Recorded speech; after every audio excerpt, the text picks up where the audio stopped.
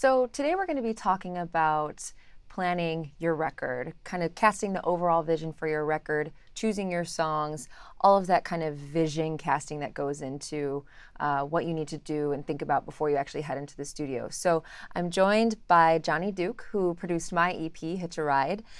He's a dear friend. He's an extremely talented producer. He built and owns Spirit Radio Studio in East Nashville, which is where we recorded.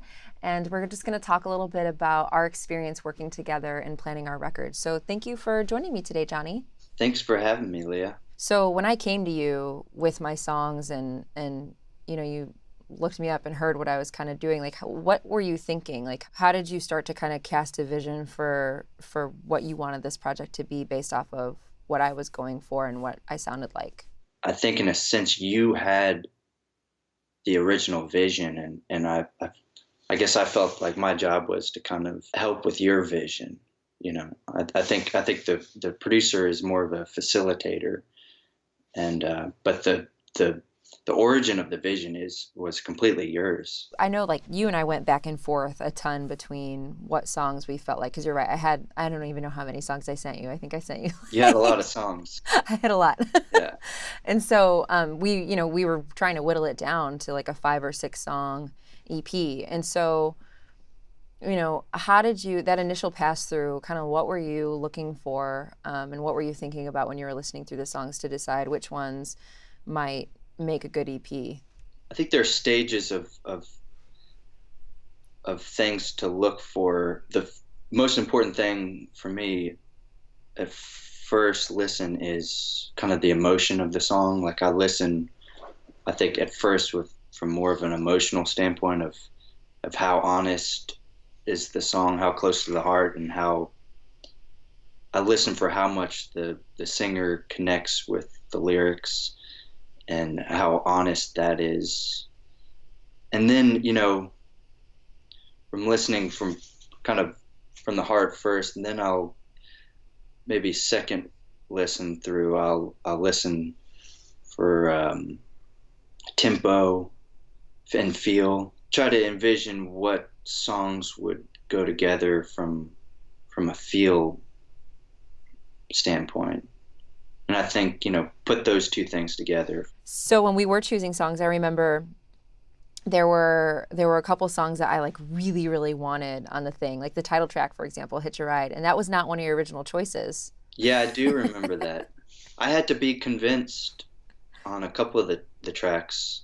We didn't have, I wouldn't call it a disagreement, but I think I was struck by certain songs that maybe you were over, you didn't want to have anything to do with them anymore. Yeah. Um, This whole thing, I wrote that like 6 months ago. I don't want to do that one. yeah, I mean, the one song that really, where I was just like, oh, we have to do this. This isn't even a question, was Make You Hurt. Hmm. Because from a songwriting standpoint and just like a raw emotion standpoint, that was like I wasn't even gonna have a conversation about it. It's like we're definitely recording that. Well, But that's one of my favorite ones. yeah, me too. But then some of the other ones, we were able to kind of have healthy conversations about what you were going for, and had kind of met in the middle, I think. Once we had the songs figured out, Hmm. you did a lot of work with finding musicians, because we had about, well, more than half of the musicians that played on it were studio musicians. So how did you decide? I mean, because you know so many people down there and you know so many musicians down there. How did you decide who would be the right fit for kind of what we were going for? That's a good question. So it's actually extremely important picking the right people, because you have these, it's like a chemistry project or something. You have these personalities and these personas that need to work together in a small space, which is pretty ambitious. All the musical chemicals came together in a really cool way that I think we lucked out in some ways. Everyone had a lot of spirit to their playing, and it wasn't.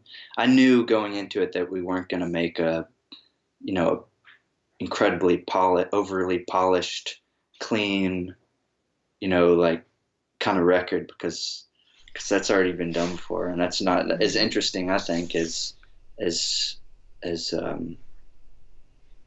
it's capturing, an energetic spirit, I think.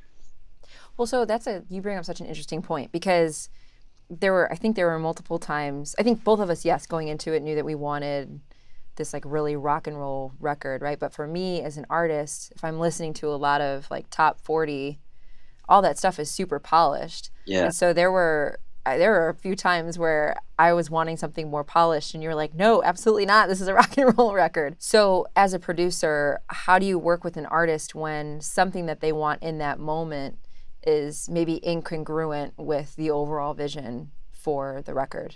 One of the things that was really going on in my mind was, and we talked about it up front, is striking a balance between being commercial and being artistic.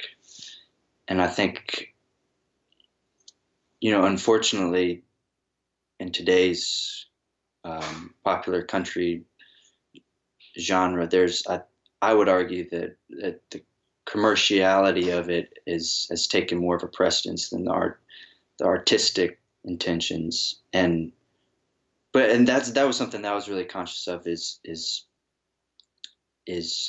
having songs that can be played on country music radio, but not, overly compressed and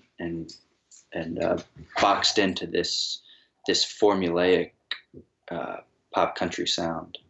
When we were working in the studio, I felt like I just need to stop trying to control things and just let things happen. I think that's important, to just let things go where they want to go. I think you were really good at finding that balance because I think, for A Good Man Is Hard to Find, you and I had demoed it out completely different than the band interpreted it. And then when the band got it and played it, it was more like rockabilly, rock and roll. And we were like, okay, like this is not at all what we envisioned, but it's awesome and it's perfect. And it's exactly what the song needs to be. Yeah, that's a great example. Yeah, that was not where I was envisioning it, but it felt so natural the way that it came together. So I kind of felt like, well, I don't want to touch that. That's good. Yeah. But then, I mean, on the flip side, for You Should Have Known Better, you and I had a very clear vision for what we wanted that song to be. And I remember it was the last song that we recorded. And so we, up until that point, had recorded all these like face melting guitar solos and really like rock and roll. And we wanted that one to be kind of more sparse and simple. Yeah. And so you really took an active role in kind of bringing all the musicians along on what we were envisioning. And so I feel like, you did a really great job of kind of finding that balance between, as a producer, finding that balance between when you kind of just step back and let things happen. Yeah. But then also when you need to step in and be like, no, this is what we want. Yeah, for that one, we listened to some old Loretta Lynn recordings and how just kind of the beauty of how simple and tasteful the drum beat was and all these things. And yeah, we definitely were a little more persistent on capturing that simplicity of what we ended up with. Well, Johnny, thank you so much for spending time with us today and just kind of talking about working as a producer, and hopefully we'll get to work again together sometime soon. Thanks for having me, and I hope this has been helpful to communicate the process to people. Super helpful. Thanks, Awesome. Johnny. Thank you, Leah.